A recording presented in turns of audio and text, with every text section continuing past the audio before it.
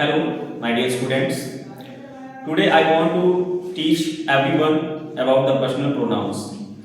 Personal pronouns and a kind personal pronouns and whatever given this institute of personal pronouns, I will explain about this. चलिए आज बात करते हैं personal pronoun के kinds कितने होते हैं.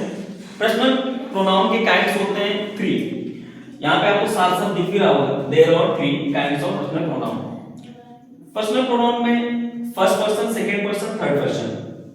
आप जब कोई भी सेंटेंस बनाते हैं तो इन तीनों वर्ड्स का यूज बहुत ज्यादा होता है, फर्स्ट पर्सन, सेकंड पर्सन और थर्ड पर्सन.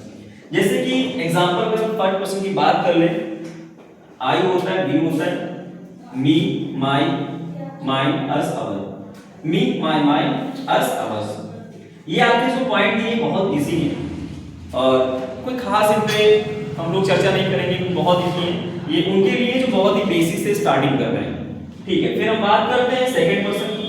सेकंड पर्सन में यू, योर, योर्स, बहुत इजी है. थर्ड पर्सन में आप और इजी बता सकते हैं, ही, सी, इट, दे. और ही का आपको पता है ही होता है, हिज भी होता है, सी का हर होता है, हर्स होता है, इट का इट्स होता है, दे का देम और देयर होता है. ये हमारे हो जाते हैं थर्ड पर्सन. चलिए हम लोग थोड़ा सा बात करते हैं. अब हमारे जो प्रोनाउंस होते हैं उसमें नॉमिनेटिव प्रोनाउंस भी होता है और ऑब्जेक्टिव प्रोनाउंस भी होते हैं, प्रोसेसिव प्रोनाउन भी होते हैं. लाइक इनको लोग केस बोल सकते हैं. जैसे यहाँ पे साफ साफ दिख रहा है कि आप नॉमिनेटिव केस और ऑब्जेक्टिव केस और प्रोसेसिव केस, ये तीन केस होते हैं. जैसे कि मेरा प्रोनाउन तो आपको वर्ड बता ही दिया मैंने. आई होता है, वी होता है, यू होता है, ही होता है, शी होता है, इट होता है. बहुत सारे प्रोनाउन वर्ड्स होते हैं. लेकिन अब हम बात करते हैं जो प्रोनाउन होता है, आई का मी हो जाता है. आई का जो प्रोनाउन होता है वो मी हो जाता है. जैसे हमारा सब्जेक्ट दिया हुआ आई तो ऑब्जेक्ट हो जाएगा मी. तो सब्जेक्ट जो हमारा होगा या फिर बोल सकते हैं नाउन, जो जिसको हम लोग लिखे यानी नॉमिनेटिव केस या फिर नॉमिनेटिव प्रोनाउन यहाँ पर. तो आई सब्जेक्ट हो जाएगा जिसको हम लोग बोलते हैं नाउन. और जैसे ऑब्जेक्ट होगा आई का वो हो जाएगा मी. और पॉसेसिव जो ऑब्जेक्ट होगा इसका माई और माइन हो जाएगा जिसको बोलते हैं पॉसेसिव केस. फिर हमारा होता है वी, वी का अस हो जाता है, अवर और अवर्स होता है. ये चाहे आप एक्टिव पैसिव वॉइस की बात कर लें या फिर डायरेक्ट इनडायरेक्ट की बात कर लें या फिर किसी भी सेंटेंसेस में बात कर लें तो सब्जेक्ट और ऑब्जेक्ट होते ही हैं. सब्जेक्ट और ऑब्जेक्ट होते ही. कुछ हमारे प्रोनाउंस वर्ड होते हैं जिन प्रोनाउन को हम यहाँ पर एक्सप्लेन कर रहे हैं.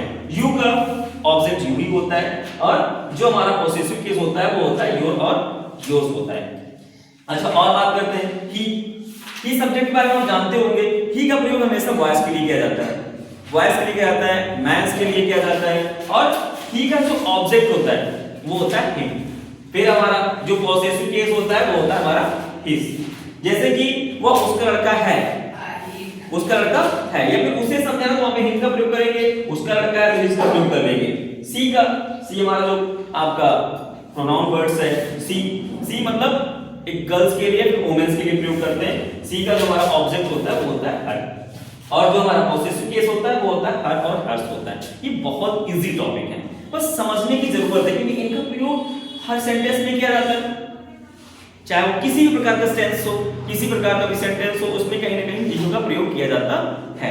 ये हमारे बेस हैं. इन बेस को अगर हम स्ट्रांग रखेंगे तो हो सकता है आगे चल के मुझे किसी प्रकार की प्रॉब्लम्स नहीं होगी. फिर हमारा आता है इट. मैंने कल इट का प्रयोग बताया था. इट का प्रयोग कब करते हैं? इट का जो हमारा ऑब्जेक्ट होता है वो इट ही होता है, पॉसेसिव केस होता है हमारा इट्स होता है. फिर हमारा आता है दे. दे का जो ऑब्जेक्ट होता है वो आपका देम होता है और जो पॉसेसिव केस होता है वो देयर और देयर्स होता है. देयर दो प्रकार के होते हैं. एक देयर का मतलब होता है उनका और एक देयर का मतलब था वहां.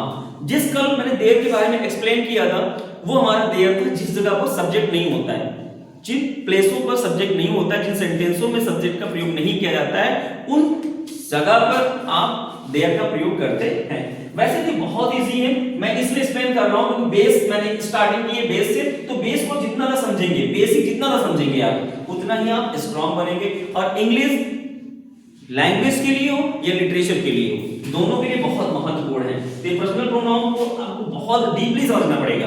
अगर आप इसको बहुत डीपली नहीं समझते हैं तो आपको जब एक्टिव वॉइस पढ़ेंगे, आप एक्टिव वॉइस पैसिव वॉइस पढ़ेंगे तो बहुत सा चार्ट आ जाएगा, पहले बन के आ जाएगा कि आई का मी होता है, माई माइन होता है, यू योर योर अवर्स होता है, वी अस अवर्स होता है, तो आपको सीखना पड़ेगा, ये बहुत इंपॉर्टेंट है। और आज की क्लास जो हमारी बहुत ही महत्वपूर्ण है पर्सनल प्रोनाउन के अकॉर्डिंग। इनको बहुत डीपली समझिएगा, इसको पढ़िएगा, और इसमें जो भी आपको लगता है कि दिक्कत हो रही है, किसी प्रकार दिक्कत तो नहीं हो रही होगी, एक्चुअली क्या होता है आपके सामने से लिखा हुआ है, अब लिखा हुआ है तो आप समझ सकते हैं। जितना ज्यादा आप समझेंगे उतना ज्यादा आप माइंड में रखेंगे।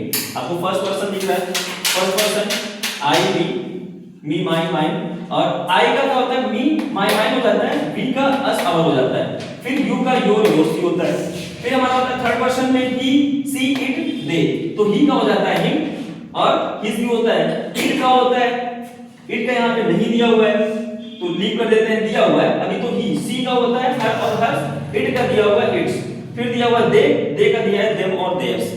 तो सारे बहुत इजी है, बस दिमाग में आपको रखना है, इसमें बताया यहाँ पर लिखा भी है यहाँ पर, बहुत इजी आप समझ सकते हैं, जितना समझेंगे उतना ही आपके लिए इंपॉर्टेंट होगा।